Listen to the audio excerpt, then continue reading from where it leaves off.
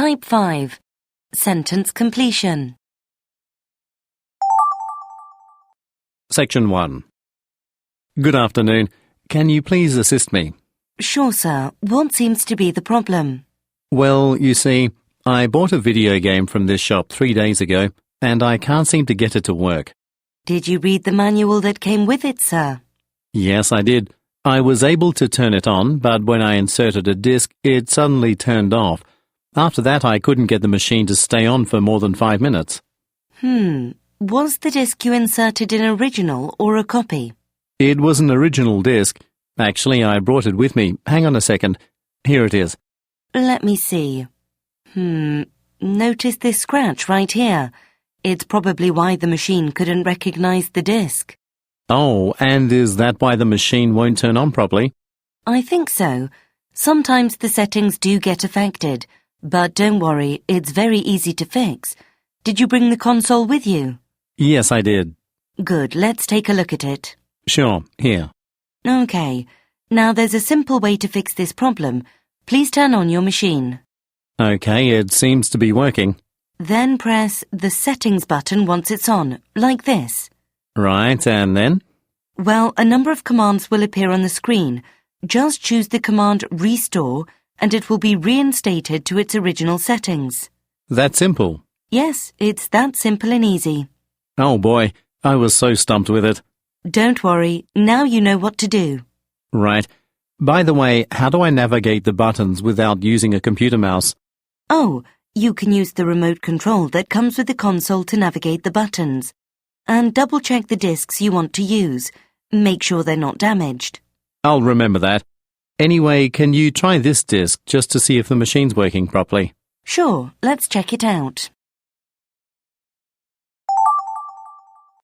Section 2. Here are your tickets and some information packets for your trip. Now, let me discuss with you the details of your 8-day journey so that you'll know what to expect. And you can also interrupt me if you have any clarifications, all right? Great. So, on Friday, the 12th of June, you will be leaving Melbourne for Africa. It's going to be a long flight, around 16 hours, so I suggest that you wear comfortable clothes. Once you arrive and get through immigration, please wait for your tour guide at the Tourist Information Centre. That's at the ground floor just beside entrance A. Your guide's name is John Lever. That's Leaver. In case you need to reach him, his number is 876-8090. Mr. Lever will accompany you to your hotel at Luganda Park.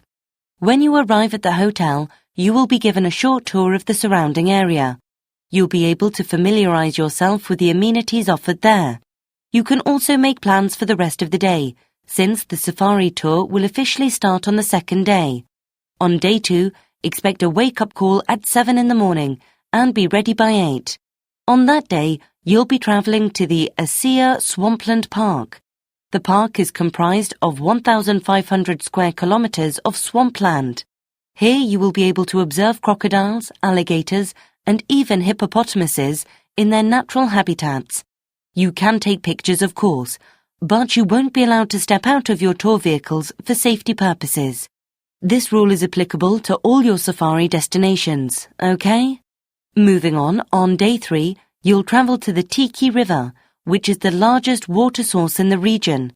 And it doesn't dry up even during the summer season, so expect to see considerable volume of animals there. Prepare an overnight bag for the next day, since you'll be spending a night at the Fayola Game Reserve, which is the largest game reserve area in this part of Africa, comprising 60,000 square kilometers of grasslands. You'll be toured around in that place on days 4 and 5. You know, this is home to many protected animal species, such as tigers, lions, cheetahs, elephants, and a lot more. So make sure that your cameras are ready. You will depart early from the reserve on day 6. You'll go on a long drive to the town of Jenabai, where you'll get the chance to meet the native Bushmen of the Jenabai Desert. They are a group of nomadic hunters and gatherers in the region. Then you'll be traveling back to Luganda Park, arriving around midday. And the next day you'll head early to the airport for your mid-afternoon flight back to Melbourne. Do you have any questions? Oh, about your meals. Meals, except for breakfast, will be provided. For breakfast, only beverages like coffee or juice will be served. You can order something to eat for breakfast, but you have to pay as you order. Now, if you don't have any more questions, I'd like to discuss with you our travel insurance policy. It'll only take a few more minutes of your time. All right. Section 3. There you are, Alexa. Thanks for saving us a table. No problem, Gary. So I guess we should start discussing our biology project. Yep, we have to submit a project proposal by Friday, so we have to finalize everything today. All right. I've actually listed down some ideas for the project. Great. I also made one, so you can check my list and I'll check yours. Then let's discuss our ideas and then choose what we're going to do, okay? Sounds good. This one seems interesting. Which one? The one about grapeseed oil and how it can increase antitoxin levels in the blood. I think we should do this. Really? That's great. I'm actually partial to that. I already have some data for our review of literature. Well then, I think we should go for this, Gary. All right. So how do we go about it? Let's start by making a control group and an experimental group. The thing that'll make the experimental group different is that we will introduce grapeseed oil in this group. In other words, the control group is the standard where we correlate our results from the experiment group, right? Yes, and I think we can use laboratory mice for this. That's exactly what I was thinking. I know someone who supplies laboratory mice for biology experiments. Great. So how many do you think we'll need? It's kinda expensive, I think. It'll run in the $12 to $20 range, depending on the kind of mice we'll get.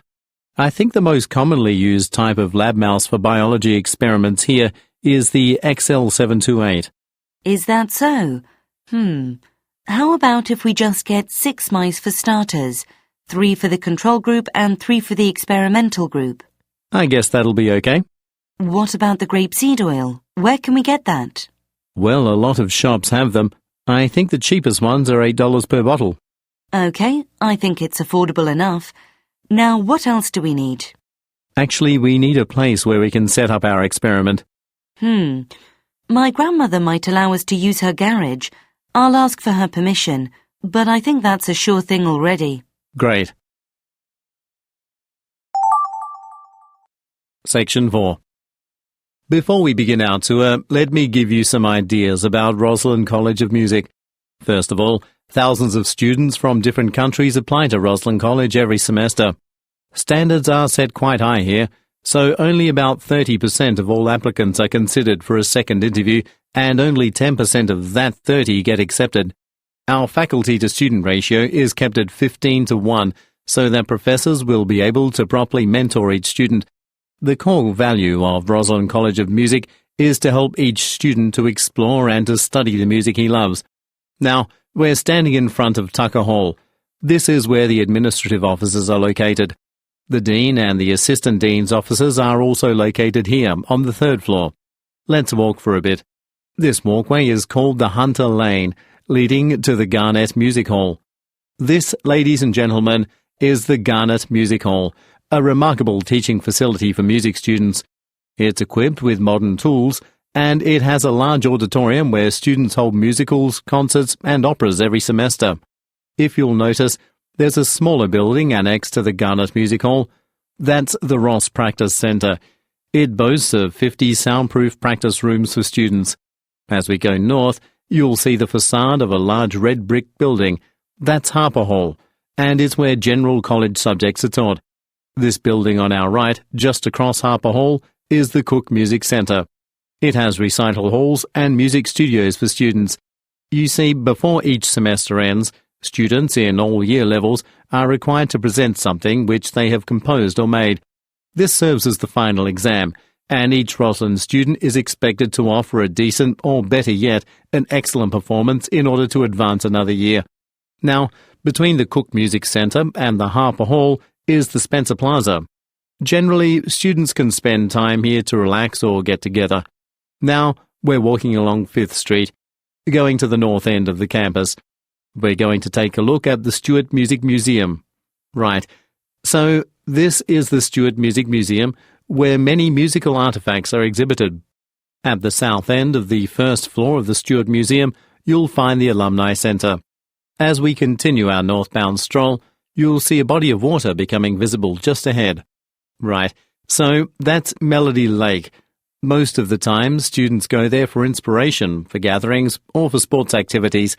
Let's go there so that you'll get a closer look of the area. The view there is breathtaking, so I think you'll like it. So, this is it. If you want to sit down for a while, it's okay. By the way, for those of you who want to buy something to eat or drink, I just want to let you know that there's a small restaurant just a few meters from here. Anyway, let's take a few minutes to appreciate the view before we continue on our tour.